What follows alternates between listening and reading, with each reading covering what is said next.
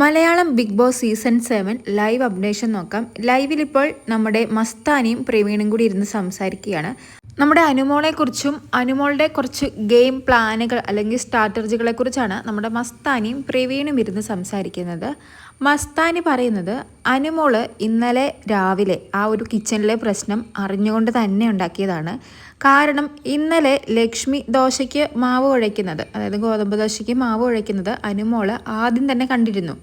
അനുമോൾക്ക് വേണമെങ്കിൽ അപ്പോൾ തന്നെ ലക്ഷ്മിയോട് പറയാമായിരുന്നു ദോശയ്ക്ക് വെള്ളം കൂടിപ്പോയി, കറിക്കും വെള്ളം കൂടിപ്പോയെന്ന്. പക്ഷേ ഒന്നും മിണ്ടാതെ നിന്നത് അനുമോളുടെ ഗെയിമാണ്. അതുപോലെ ലക്ഷ്മിയോട് ഒരാൾക്ക് 2 ദോശ വീതം കൊടുത്താൽ മതിയെന്ന് പറഞ്ഞതും നമ്മുടെ അനുമോളായിരുന്നു. അത് ഇവിടെ ഒരു പ്രശ്നം ഉണ്ടാകുന്നതിന് വേണ്ടി തന്നെയാണ്. അവൾ വിചാരിച്ചതുപോലെ തന്നെ പ്രശ്നമുണ്ടായപ്പോൾ മുൻപിൽ നിന്ന് അവരോടെല്ലാം തർക്കിച്ചതും അവളുടെ ഒരു ഗെയിം സ്ട്രാറ്റജിയാണ്. അവൾ ഒറ്റപ്പെടൽ സ്ട്രാറ്റജി എടുക്കുകയാണ്.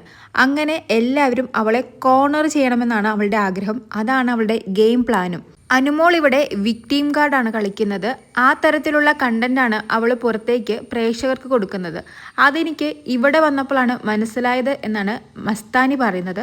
പക്ഷേ ഇവിടെയുള്ളവർക്ക് ആർക്കും ഇതുവരെ അവളുടെ ഗെയിം പ്ലാനിനെ കുറിച്ചോ സ്ട്രാറ്റജിയെക്കുറിച്ചോ മനസ്സിലായിട്ടില്ല. അതുകൊണ്ട് തന്നെയാണ് ഓരോ പ്രോബ്ലം വരുമ്പോൾ അവളെ കോർണർ ചെയ്യിക്കുന്നത്. അനുമോളുടെ ഗെയിം പ്ലാൻ ഈ വീട്ടിൽ എന്ത് പ്രശ്നമുണ്ടായാലും അത് അനുമോളുടെ പേരിൽ തന്നെ ഉണ്ടാകണമെന്നും ആ ഒരു പ്രശ്നത്തിൻ്റെ പേരിൽ എല്ലാവരും അനുമോളെ കോർണർ ചെയ്യിക്കണമെന്നും തന്നെയാണ്.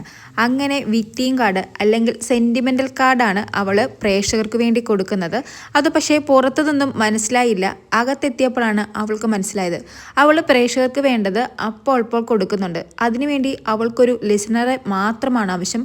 അതിപ്പോൾ ആരായാലും കുഴപ്പമില്ല. പണ്ട് ശൈത്യയും ആദിലയും നൂറയും ഒക്കെ ആയിരുന്നു. ഇപ്പോൾ അത് വൈൽഡ് കാർഡുകളാണെന്ന് മാത്രം. അവൾക്ക് ആരെങ്കിലും കിട്ടിയാൽ മതി. ഇനി എന്തായാലും മസ്താനിയെ അതിന് കിട്ടില്ലെന്നാണ് മസ്താനി പറയുന്നത്.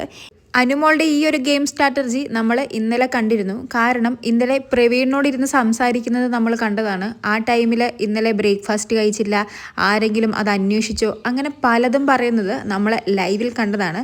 അനുമോളുടെ ഈ ഗെയിം സ്ട്രാറ്റജി തകർക്കാനാണ് നമ്മുടെ വൈൽഡ് കാർഡുകളായ പ്രവീണിൻ്റെയും മസ്താനിയുടെയും തീരുമാനം.